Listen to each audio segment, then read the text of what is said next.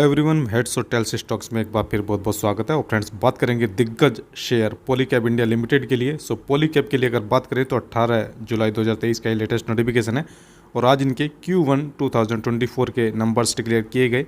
और आप शायद जानते भी होंगे कि इस तरह से नंबर्स यहाँ पर देखने को मिले।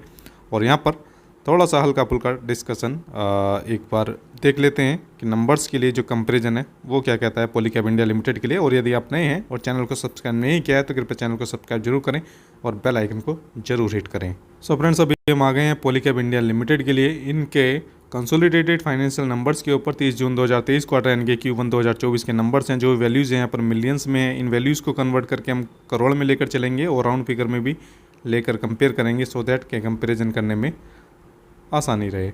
सबसे पहले यहाँ पर ये आपके इस क्वार्टर के Q1 के नंबर हैं, ये आपके लास्ट क्वार्टर के Q4 के नंबर्स हैं और ये लास्ट ईयर के Q1 के नंबर्स हैं। रेवेन्यू फ्रॉम ऑपरेशंस को यानी कि इनकी सेल को देखेंगे क्वार्टर ऑन क्वार्टर बेसिस पर। लास्ट क्वार्टर में Q4 में इनका जो रेवेन्यू फ्रॉम ऑपरेशन जनरेट हुआ था वो आपका 4,324 करोड़ रुपीज़ के आसपास था राउंड फिगर में। और इस क्वार्टर में इनका जो रेवेन्यू फ्रॉम ऑपरेशन जनरेट हुआ है वो 3,889 करोड़ रुपीज़ के आसपास है। यहाँ पर रेवेन्यू फ्रॉम ऑपरेशंस कम हुआ है क्वार्टर ऑन क्वार्टर बेसिस पर और लगभग 10% के आसपास ये कम हुआ है क्वार्टर ऑन क्वार्टर बेसिस पर। और अगर बात करें इसी रेवेन्यू फ्रॉम ऑपरेशंस के लिए ईयर ऑन ईयर बेसिस पर, लास्ट ईयर के Q1 में इनका जो रेवेन्यू फ्रॉम ऑपरेशन जनरेट हुआ था वो अराउंड 2,737 करोड़ रुपीज़ के आसपास था। और इस क्वार्टर में इनका जो रेवेन्यू फ्रॉम ऑपरेशन जनरेट हुआ है 3,889 करोड़ रुपीज़ के आसपास है। ईयर ऑन ईयर बेसिस पर रेवेन्यू फ्रॉम ऑपरेशन अच्छा खासा बड़ा है और लगभग 42% ये बढ़ा है ईयर ऑन ईयर बेसिस पर। अभी देखा हमने क्वार्टर ऑन क्वार्टर बेसिस पर रेवेन्यू फ्रॉम ऑपरेशंस कम हुआ है। लेकिन पीछे की हिस्ट्री देखेंगे तो यहाँ पर जून क्वार्टर में अक्सर पॉलीकैब इंडिया के लिए ये रेवेन्यू फ्रॉम ऑपरेशंस कम होता हुआ नज़र आया है। ये कोई ज़्यादा मायने नहीं रखता। और अगर बात करें यहाँ पर टोटल एक्सपेंसेस के लिए तो एक्सपेंस यहाँ पर क्वार्टर ऑन क्वार्टर बेसिस पर लगभग उसी रेशियो में कम हुआ है जिस रेशियो में इनकी सेल कम हुई है। और ईयर ऑन ईयर बेसिस पर इनका जो एक्सपेंस है वो बड़ा ज़रूर है लेकिन एज़ कम्पेयर टू सेल यहाँ पर ज़्यादा नहीं बढ़ा है और लिमिट होते हुए इनके एक्सपेंसेस नज़र आए हैं।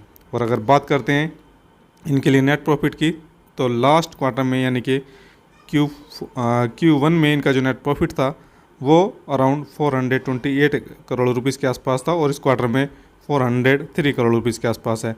क्वार्टर ऑन क्वार्टर बेसिस पर नेट प्रॉफिट यहाँ पर ओबियसली डाउन हुआ है लेकिन 5.8% के आसपास ही मात्र ये कम हुआ है क्वार्टर ऑन क्वार्टर बेसिस पर।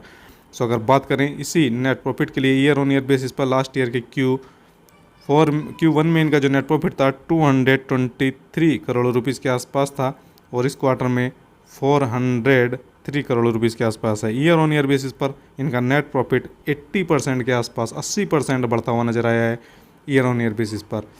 यहाँ per year on year basis पर ज़बरदस्त परफॉर्मेंस रही है और क्वार्टर बेसिस पर भले ही यहाँ पर सेल कम हुई है और नेट प्रॉफिट कम हुआ है लेकिन उतना कम नहीं हुआ। यहाँ पर अच्छे नंबर्स पॉलीकैब इंडिया के लिए और ज़बरदस्त हम कह सकते हैं कि यहाँ पर नंबर्स देखने को मिल रहे हैं। फ्रेंड्स, ये थे कंपैरिजन आपका पॉलीकैब इंडिया लिमिटेड के लिए। और अगर बात करें अर्निंग पर शेयर की, EPS आप देख सकते हैं कि यहाँ पर क्वार्टर ऑन क्वार्टर बेसिस पर डाउन हुआ है और ईयर ऑन ईयर बेसिस पर अच्छा खासा बढ़ता हुआ नजर आया है। फ्रेंड्स, बने रहिए हमारे साथ। और ये डिटेल स्टडी नहीं है, डिटेल एनालिसिस अपना जरूर कीजिए। बहुत बहुत धन्यवाद।